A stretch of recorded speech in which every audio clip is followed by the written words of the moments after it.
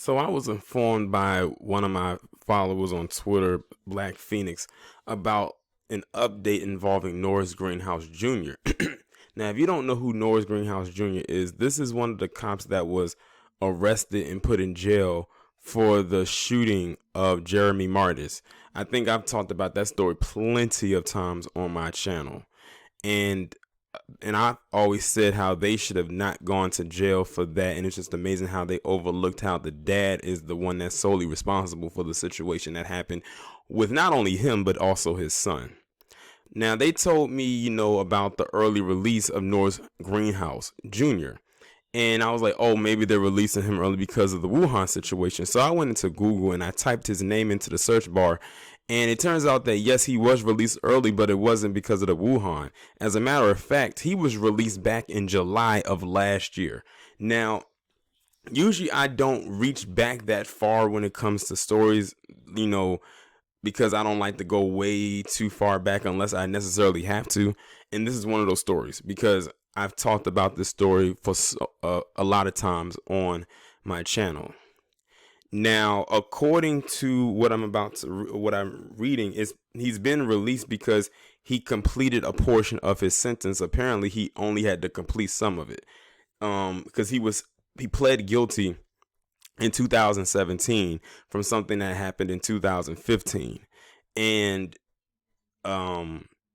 he only had to do apparently a portion of the sentence and not the whole thing.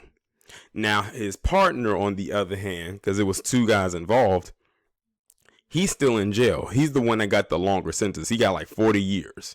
And they're expecting him to do the entire 40 years. And they got him on manslaughter and attempted manslaughter charges because the father, the deadbeat dad, noticed Chris Few ended up getting shot, which I didn't know he ended up getting shot. I thought it was just the son who got killed, but apparently he did too, but he didn't die. But the 6-year-old son did. And what I'm going to do is I'm going to go ahead and read this article and we'll go from there. Norris Greenhouse Jr.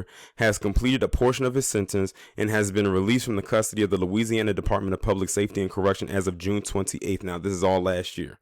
According to Ken Pastorick, the communications director for the department, Greenhouse Jr. was sentenced to 7 years and 6 months after pleading guilty in October 2017 to malfeasance in office and negligent homicide. He received 2 years and 6 months of the malfeasance conviction and 5 years for negligent homicide for his role in the November 2015 shooting death of 6-year-old Jeremy Martis and the shooting of his father, Chris Few, in Marksville.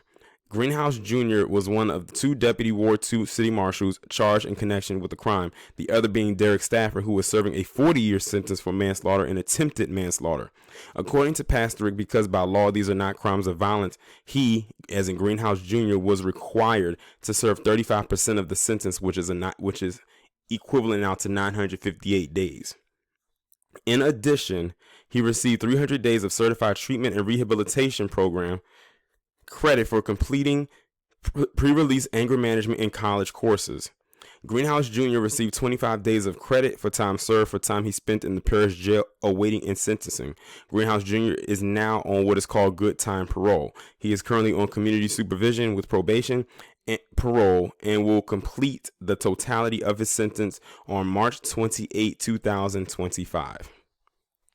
Like I said, when they dissect this entire situation, these two individuals, those two cops, should have never gone to jail. Because Chris Few, the dad, was the one that was engaged in a high-speed chase. They pulled him over, and when they tried to get his information, he was about to use his car as a weapon and tried to, and that's why they fired in the window. They did not know that Jeremy Martis was in the car with him, let alone in the front seat. Like, why would you engage in a high-speed chase that late at night with a 6-year-old in the car with you? And nothing happened to Chris Few until maybe that following year when he got into a domestic dispute with his then girlfriend.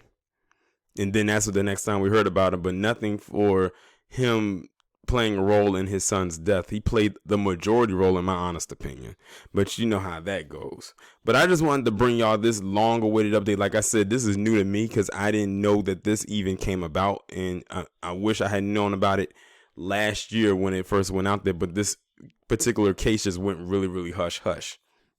But y'all let me know what y'all think about this down in the comments. Like, share, subscribe. Make sure you follow me on Twitter if you haven't done so already. Have your notifications turned on, and I'll talk to you in the next one.